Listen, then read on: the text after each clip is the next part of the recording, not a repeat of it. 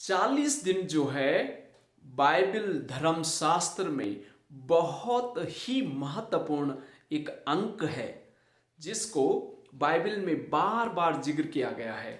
और प्रभु यीशु मसीह जो हैं 40 दिन 40 रात तक उपवास फास्टिंग उन्होंने किया, न कुछ खाया न पिया। और उसके बाद प्रभु यीशु मसीह ने इस दुनिया में अपनी सेवा को आरंभ किया और उन्होंने 3.5 वर्ष तक इस दुनिया में रहे और इस पूरी दुनिया में अपना नाम को अपने काम के द्वारा पूरी दुनिया में फैलाया है। और आज भी यीशु मसीह का जो कार्य इस पूरी दुनिया में फैलता चला जा रहा है और लोग यीशु के अनुयायी होते जा रहे हैं और यीशु के नाम से अद्भुत चमत्कार चिन्ह लोगों ने अपने जीवन में देखे हैं, महसूस किए हैं और सुने भी हैं।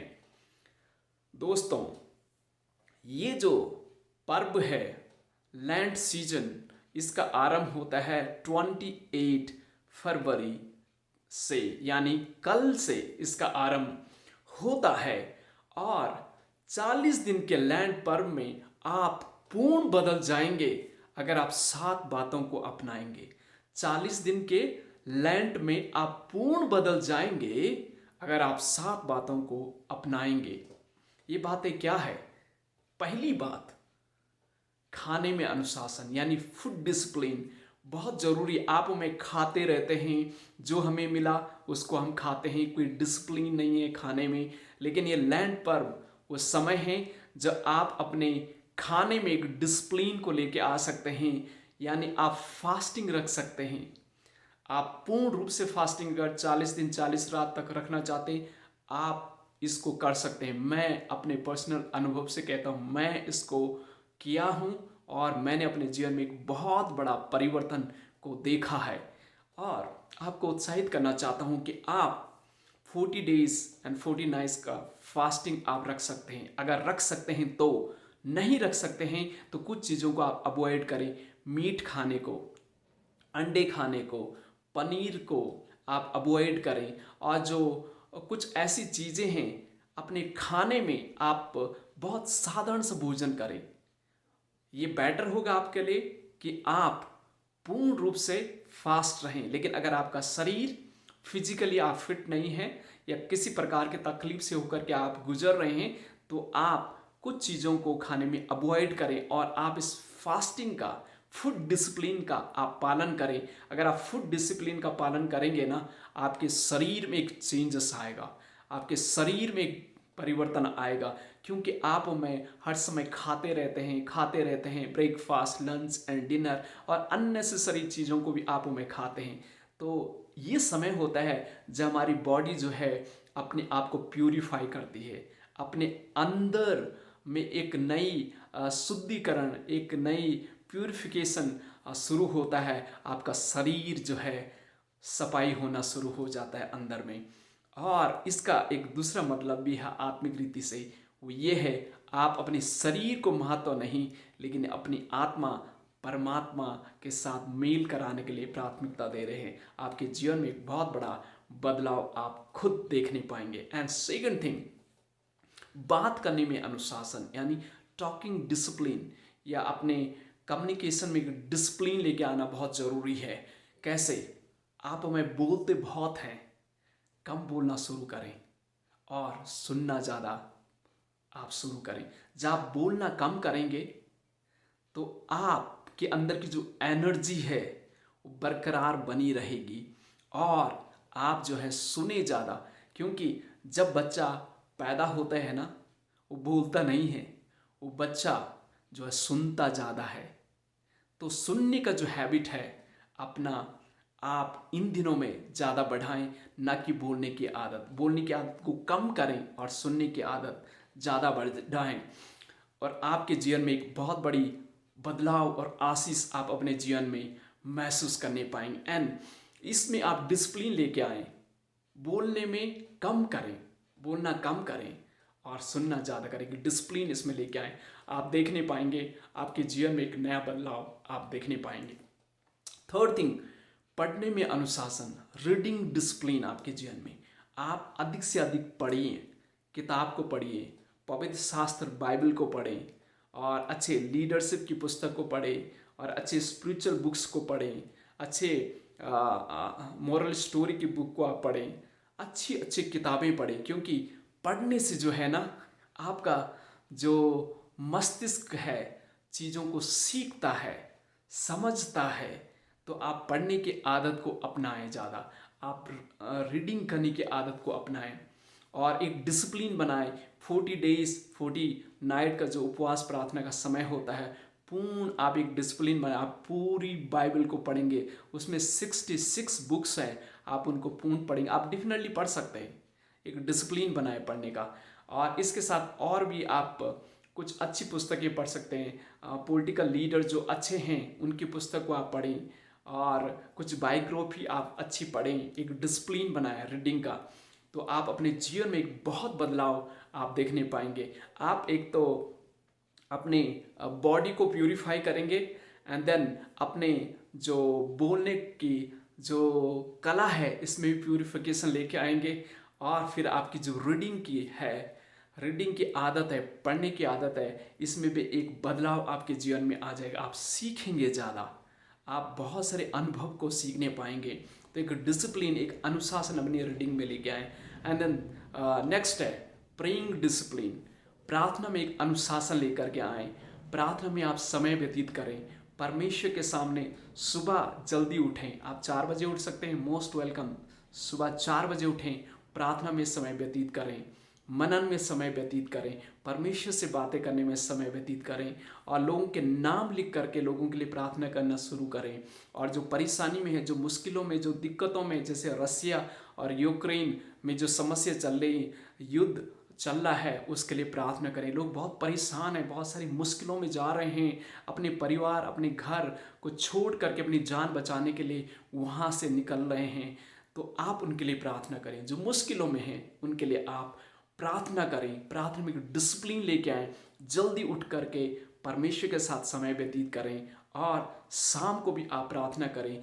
दिन में भी जब भी आपको समय मिलता है उस समय भी प्रार्थना करें। डिसिप्लिन लेके आए प्रेयर में, एक अनुशासन बनाए, एक टाइम सेट कर दें, और उसके अकॉर्डिंग आप प्रार्थना करते रहें। और पांचवी बात, थिंकिंग में डिसिप्लिन लेके आए, यानी अपनी सोच में एक डिसिप्लिन लेके आए। आप और मैं एक रिसर्च में आया 80% हम लोग नकारात्मक ही चीज़ें हमारे मन में आती। 80% एक रिसर्च में पाया गया कि 80% जो थिंकिंग इंसान की होती है उसमें नेगेटिव अंश 80% पाया जाता है। यानी अपनी सोच में पॉजिटिविटी को लेके आए, सकारात्मक चीज़ों को लेके आए, सकारात्मक सोच को लेके आए। अगर नेगेटिव बातें मन में आ जाती हैं, उस चीज़ के ऊपर ज़्यादा ना सोचें, ना विचार ना करें, और पॉजिटिव बातों के बारे में ज़्यादा सोचें, और पॉजिटिव किताबें ज़्यादा पढ़ें, पॉजिटिव लोगों की संगति में ज़्यादा रहें। तो पॉजिटिविटी जो है, आप अपनी लाइफ में एक अनुशासन लेकर के आएँ। आप एक अनुशासन अपने लाइफ में लें। जो नेगेटिव बातें कहते हैं उनसे आप अवॉइड करें, उनसे ना बैठें, उनके साथ संगति ज़्यादा ना करें। आप जो पॉजिटिव लोग होते हैं, सकारात्मक लोग होते हैं, ऐसे लोगों की संगति में रहें, ऐसे किताबें आप पढ़ें, ताकि आपकी जो थिंकिंग में है पॉजिटिविटी आने पाए, सकारात्मकता आने वाली हो सके। एंड देन छठी बात जो है गिविंग डिसिप्लिन, यानी देने में अनुशासन लेकर के आए। ये देना इतना नेचुरल नहीं है, इंसान का स्वभाव है लेना। देना जो है ये बहुत डिफ़िकल्ट है, लेकिन इन दिनों में, इस लैंड पर्व के समय में आप देने के लिए एक डिसिप्लिन, एक अनुशासन अपने जीवन में लेके आएँ। आप क्या दे सकते हैं? बहुत सारी चीज़ें हैं। आपके घरों में बहुत सारे कपड़े होंगे जो आपके होंगे, आप उसमें से जिसको आप ज़्यादा इस्तेमाल नहीं करते हैं, ज़रूर आप दूसरों को आप उन्हें दे सकते हैं। भोजन आप दूसरों को दे सकते हैं, क्योंकि आप फास्टिंग में होंगे, तो जो भोजन बच जाता है उस भोजन को आप गरीबों को दे सकते हैं। और उस समय, इन दिनों में जब आप भोजन नहीं करते हैं, वो जो पैसा बच जाता है उस पैसों से दूसरों की आप मदद कर सकते हैं। और आप जो है अपना समय भी लोगों को दे सकते हैं। लोगों के लिए प्रार्थना करें, लोगों को उत्साहित करें, लोगों को सही रास्ता और सही दिशा आप दें।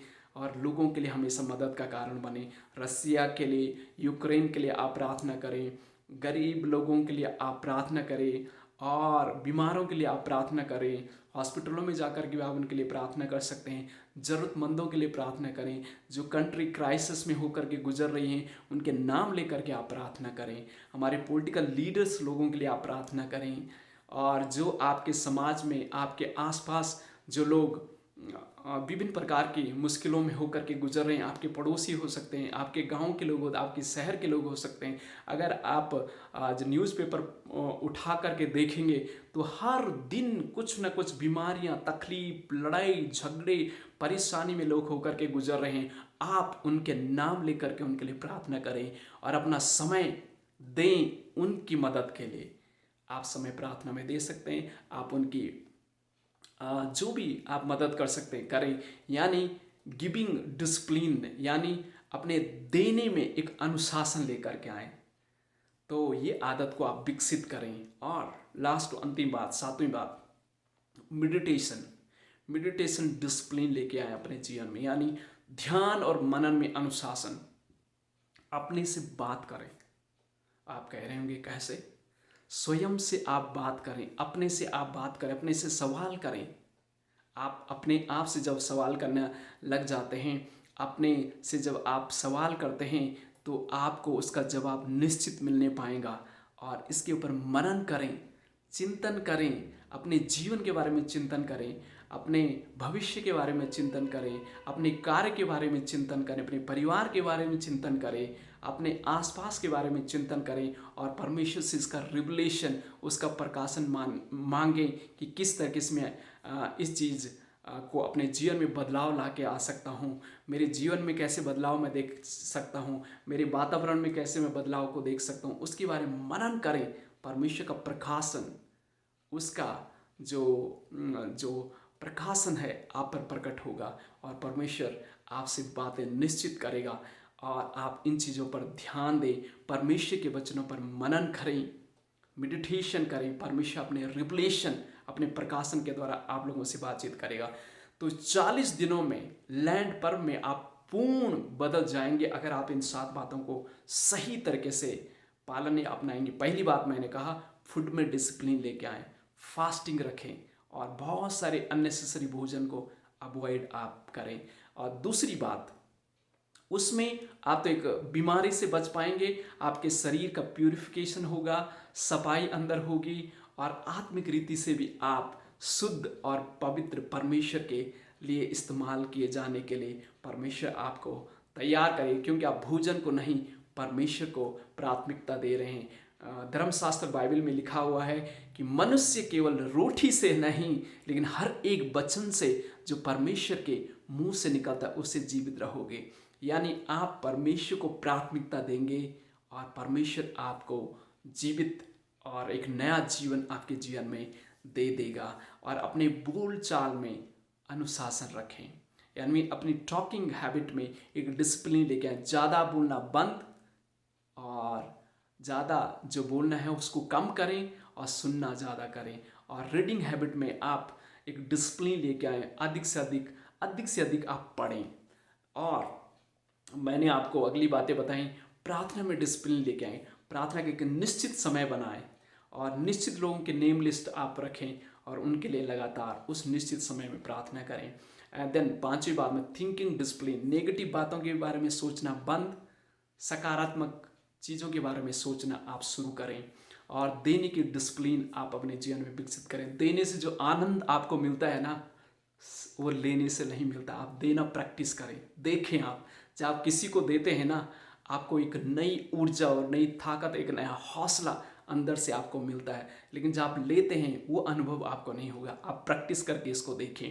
तो एक देने की आदत को विकसित करें और मेडिटेशन की आदत को आप अनुशासन अपने जीवन में ले। अगर इन 7 बातों को आप सही से प्रैक्टिस करेंगे, 40 दिन के बाद आप एक बदले हुए इंसान आप अपने आप को देखने पाएंगे और आपके बदले हुए जीवन के द्वारा बहुत सारे लोग आशीष को प्राप्त कर पाएंगे और आप दूसरों के लिए आशीष का स्रोत बन जाएंगे।